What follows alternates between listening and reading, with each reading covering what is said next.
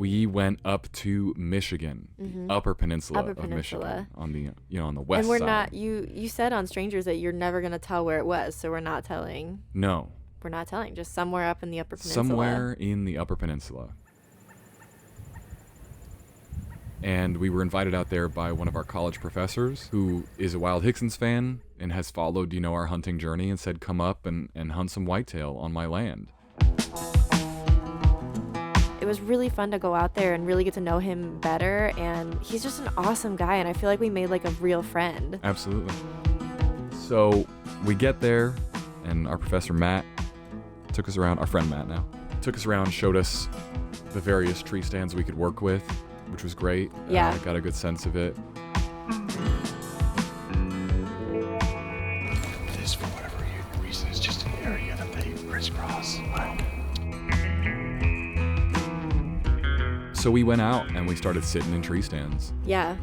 Which is a big part of bow hunting. You just sit in the dang tree stand for hours.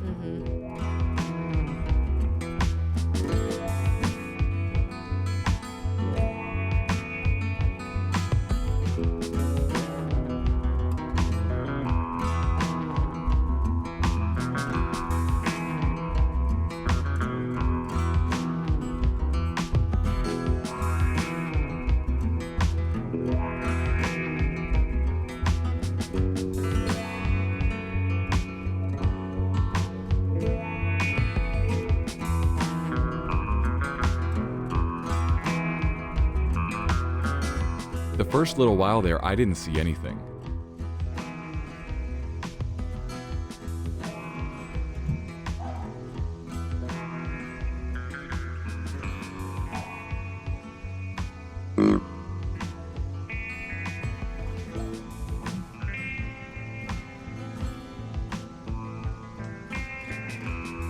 I had been in the woods. I wasn't seeing anything in the woods. I wanted to move down to a field because the thing about a field stand is even if it's not going to give you your closest shot, you at least get to see some things. And that's when I finally started seeing some action. Right. I was having much better luck in those trees than you You were. were. I saw so many up there. Yeah.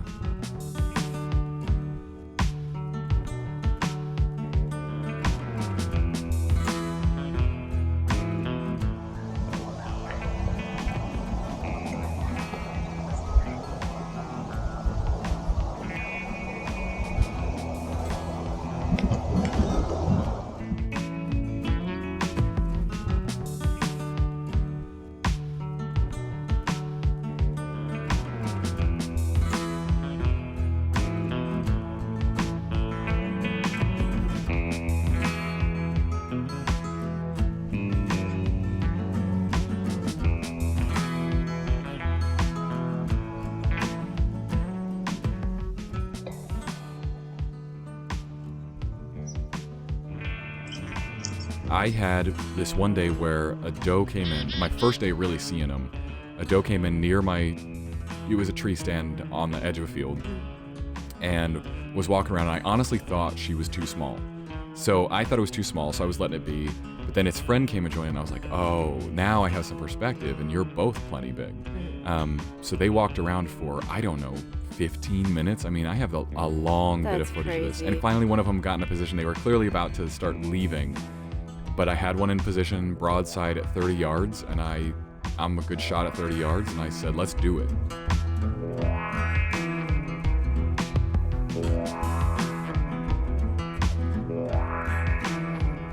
And I went ahead and drew, and I took that shot, and I watched it land short. And I was like, how? How is that possible? I felt really good about the shot. I even had time to range it because they were there for so long that I took my rangefinder out and went, that's 30 yards. Yep. Right where I thought it was going to be, on her body. And so we went back and we checked the tape that day, and this doe had done what we call jumping the string. Andrew and I did the math on this. It gives them like 30 yards, gives them like 0.2 seconds. And in 0.2 seconds, they can hear that and move their entire body out of the way. It's just a reaction. Yeah, it's crazy. It is crazy. We went and checked the tape, and that arrow went exactly where I put it. It was great, broadside shot. Yep. But in that 0.2 seconds, she was able to shift her body out of the way. She moved her upper half of her body just out of the way, and then my arrow falls on the ground right under her face. So I went back out. And this was the morning, and then you went back out that night. Yeah, that same spot. I was like, they were too curious. I thought they would come back, and they did. Yeah. The same two came right back. And this time I had one at like 26 yards, and I went ahead and took the shot.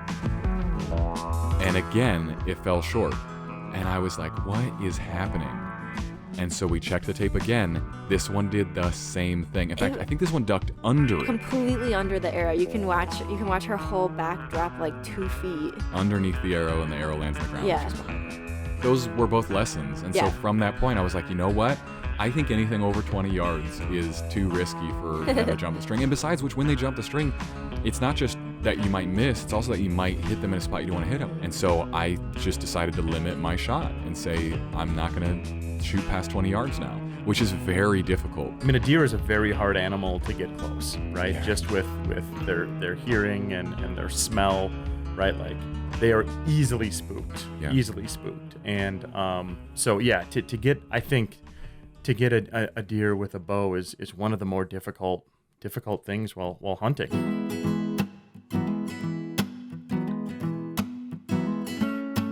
The next morning, then You went to my spot. Yeah, I went to your spot because you were like, they've jumped the string so much, I need to change. I just need to go sit somewhere else. Yeah. For mental health, I think.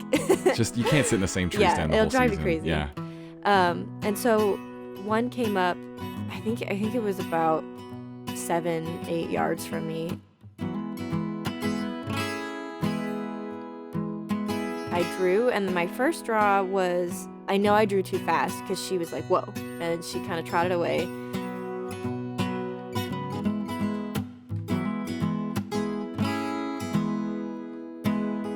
But she came back. She was still pretty curious, and I waited for a long time to draw, and I actually think I drew well that time. It was just that she was moving. She was on the move, and my God, your adrenaline in that moment. Like, I know all the steps that I need to do to get myself ready to shoot, because once you draw, there's a lot of things you have to do. Your anchor point, your nose on the string, lining your sight up, and making sure your bubble, there's a lot. And so in the amount of time it took me to do all that, she was, like, gone. Yeah. She went behind a tree. She was giving me her butt, and so I wasn't able to take that shot.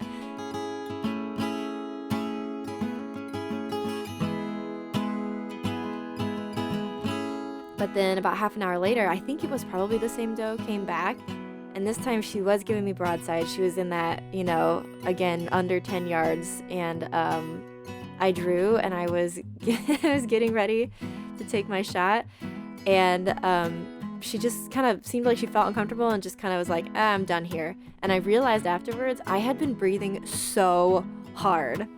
And I was like, oh, I scared you away because I was breathing so hard. Yeah. But the adrenaline that you get from that moment is insane. It's nuts. It was all that I could do to, like, breathe as slowly as I was, even though it was super loud. Yeah. That was tough. Yeah. But that's what you were out there for. Yeah, it being my first year, I think it was really great to have the opportunity to draw so many times. Yeah. And then that evening, I was in a different tree stand, and a doe came by again, and I think that one, I just timed my draw wrong. I wanted to draw when she was behind the tree because I had scared them away before drawing when they're in front of you, especially when they're that close. Mm-hmm. I didn't have a good shot, and I had to let down because I couldn't hold it forever. And she looked right at me. She saw me, and I was like, oh.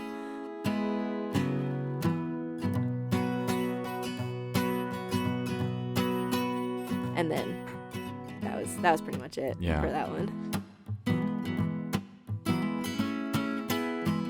I went out there that evening to that field stand because it just felt right. I was like, I think one's going to come back through. Yeah, you were looking at my footage and thinking, like, she wasn't too scared. You think she's going to come back. That one that came by you, I would have taken a shot on for sure. Yeah. So I went out and I sat in that tree stand and nothing happened for most of the evening. It was getting toward the end of, not the end of shooting hours. It wasn't getting dark by any stretch, but I'd just been sitting there and I had seen nothing. Yeah. Usually you saw a lot of action from that stand. I was like, dang, we overworked this area. I've shot a few times. Andrea spooked them from here now too.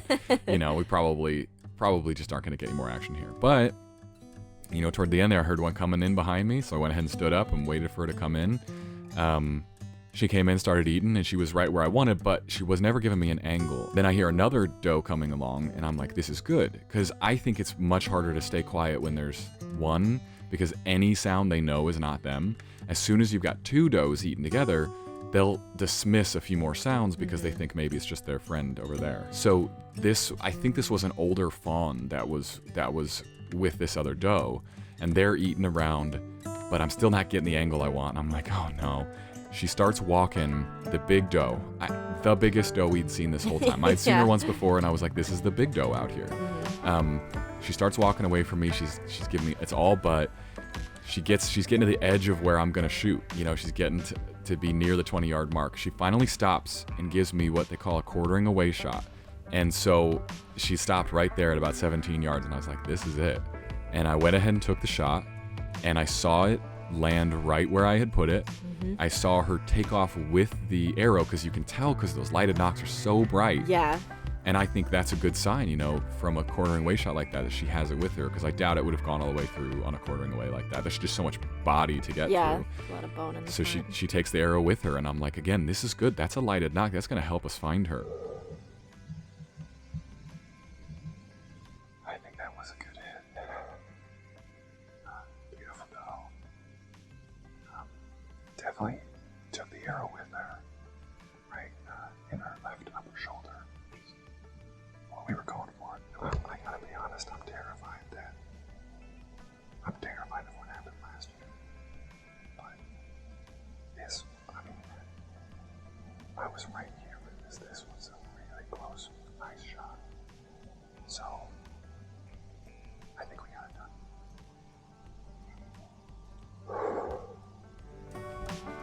I go and I meet Matt at the trailhead, and he's got his cousin Trent with him, and so we go out, and they've found the start of the blood trail, and we're real excited. Here's where we got it on this trail here. It started like a dot right there, and then Yep. And so it goes this way. yeah. Man, it was a heck of a night. It was getting her. it was an exciting night, you know. It was a lot. I mean, it was a lot of work, you know. But I was confident, you know, when you told me about the shot and we started seeing a steady trail. I know that you said that you had some, you know, like reservations from the last time. Yeah, but just flashbacks. Yes. Just flashbacks to like, Yes. this is kind of how it looked last time. It wasn't Right. like it was way more blood than last time. Most of it was little tiny specks. And that's what people don't know about hunting, is like, you're really following with bow hunting, you're following tiny specks of blood. I was on my hands and knees for several hours Yeah, going down this trail. with a specialty flashlight trying Yeah. to find Yeah. the tiniest drops of blood. Sweet. Last spot is here. Yes, sir. Here? Yeah, I definitely here. That's good. Let's try and find the next spot of blood, y'all. Trent, looking at you, brother. And what would happen is, like, we'd be going down this trail, and you'd think, okay, she's gonna go on this trail. So you and your cousin would run ahead and start trying to find it further down, because that saves you a lot of time. If you can move 15 feet at a time, do that. Yep. But I would usually hang back with that flashlight, because it was so good. Yep. And I would be on my hands and knees looking for the next spot. And you know, probably 10 different times, you guys would be down there, and then I'd see she took a right She here. just would turn and off. you had to follow these little, like, pinpoint Yep. bits of blood to see that she had taken a right here. Then I'd holler over, you guys come over, and then you'd pick it up like 15 feet in that direction. Yep. It was, I truly felt like that was hunting, and I think Yes. people don't see that as hunting. We've got to make sure, because there's blood here. Did she peel and go this way?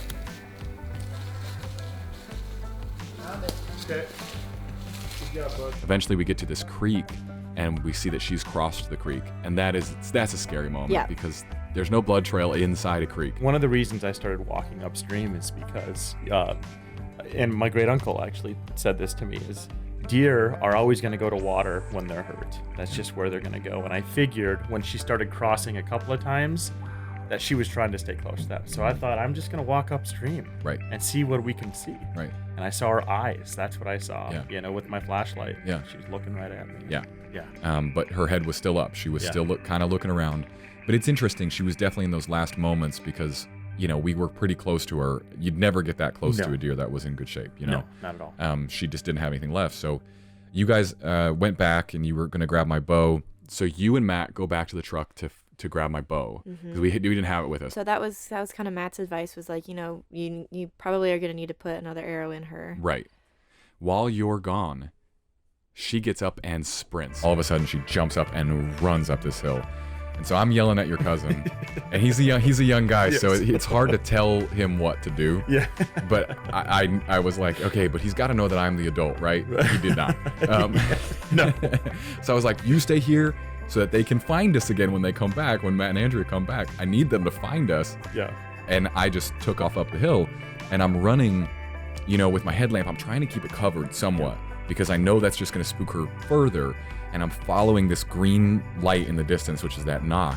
And I just know if I lose that, I might not find her again. Yeah. I'm running as hard as I can uphill, Through the just following the green, just hoping the green stays in and I can have an eye on it. Yeah. I lost it like twice and I got her back. That's awesome though. I gotta get some of those. Those are, we wouldn't have found her. No, We wouldn't have found her. This was the day right here. Yep.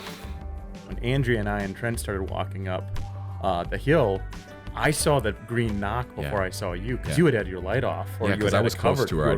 I was listening for her to take Yes. off again. But I could see this. I mean, it was incredible. Yeah. From 40, 50 yards away, I just saw this, this like beacon, this Dude, green, I keep comparing it to The Great Gatsby because it's literally the green light. Yes. That like signals hope or whatever. I was there when she died. Yeah. Like you guys were coming up the hill. Yeah. I was watching this green light struggle to stand up. Yep. And then I was there in that moment. And I wasn't, I went up and approached her slow with my bow in case I needed to finish it. But I was the only one that was there with her when she died. And I was the only one that was there with her chasing her through the woods on this last wild scramble. Yep. And those moments they're very personal. Yeah.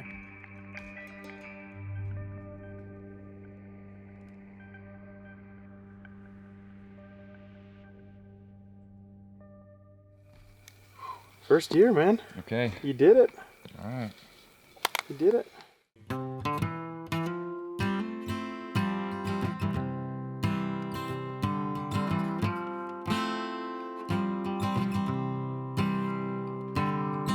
It was funny to have you guys out there too because I'm gutting and it's late and when we finally got through it I'm thinking like that wasn't so bad, right? And you guys are like, no. And I realized that what took me, I don't know, maybe an hour and a half. It was, a little over an hour, but okay. Yeah. Would take someone else 10 minutes. Yeah. To get all that gutting done because so much of it is I have to figure it all out. Right. As I'm going. Because what you know in theory is different than what you're doing in practice. Exactly. Well, like I said to you, it's muscle memory after a while. Yeah. You gut 3, 4, 5 deer. Yeah. You're going to not even think about it. Mhm. You're just going to go and do the thing, flip it over, done. Yeah. Check, right?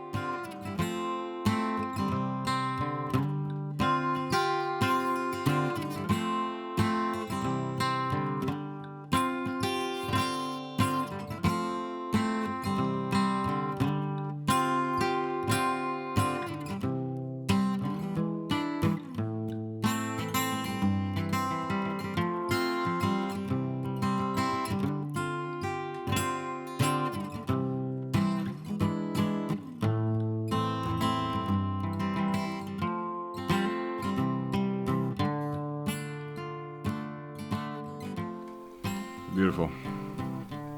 Sorry about that rough ride through the woods there. Oh, she's gorgeous. She's so big. This is gonna be, bro. I'm hungry already. And I shouldn't be, but I'm hungry. I'm really excited. The next morning, we started butchering. It's interesting because I think really a lot of hunters use a processor. I don't think many people do it themselves, but we really wanted to. So we butchered her, and that took all day. It did. It was quite a big affair. It did. But we have so much meat now.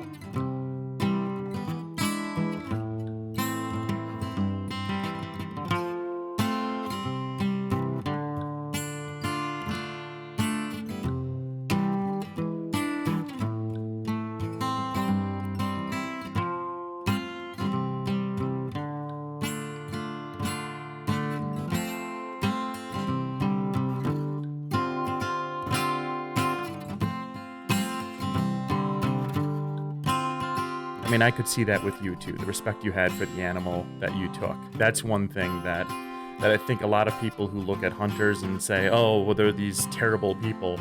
No, right? Like, we take it seriously. Most of us, take it very seriously, and we have a great respect for the animal that we've taken. Yep. And, and for what it's going to, all the food and everything it's going to give us, and I saw that, and that was really cool for me to see from my perspective, that the respect that you and Andrea had for the deer, and that's really cool.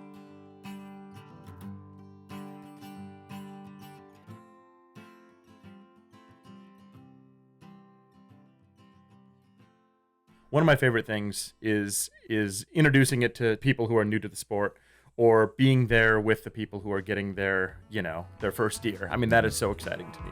I love that. Like, I love that your first deer, you got down here. That's really cool. This was something else. Yeah. This was motivating in a huge way for me to continue to become a better archer, to become a better butcher, to become a better cook, to continue working out, recognizing how much effort it took. Yeah.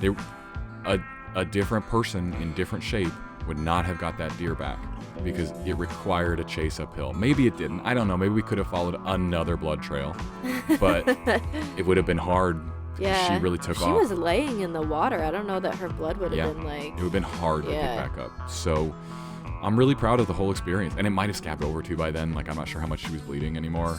So I am really glad with how it turned out. I'm glad we did not lose a deer. That's what I wanted to prevent, and luckily we had the tools this time. That blood trailing flashlight and the lighted knock were a huge upgrade. Yep. The new broadheads were way better. It's still in one perfect piece. Yeah, so the new broadheads, you can even see it sliced through 3 of her ribs, and it didn't break. Nope. Just a great year. Yeah. And so we had a couple days then to wind down in Michigan and just enjoy the meat, enjoy outside. I had a cigar to celebrate. I mean, it was just a really nice time. It was great. Come next fall, right? You're going to be ready to go. Yeah. Ready to go. I Right. think so. And you'll be bow hunting with us next I'll be year, bow right? hunting. Yeah, I can't wait. It'll be a lot of fun.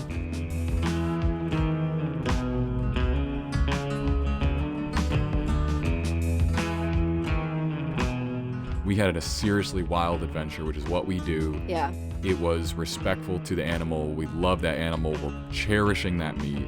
And it was an exciting time. It was a really good hunting trip. Yeah.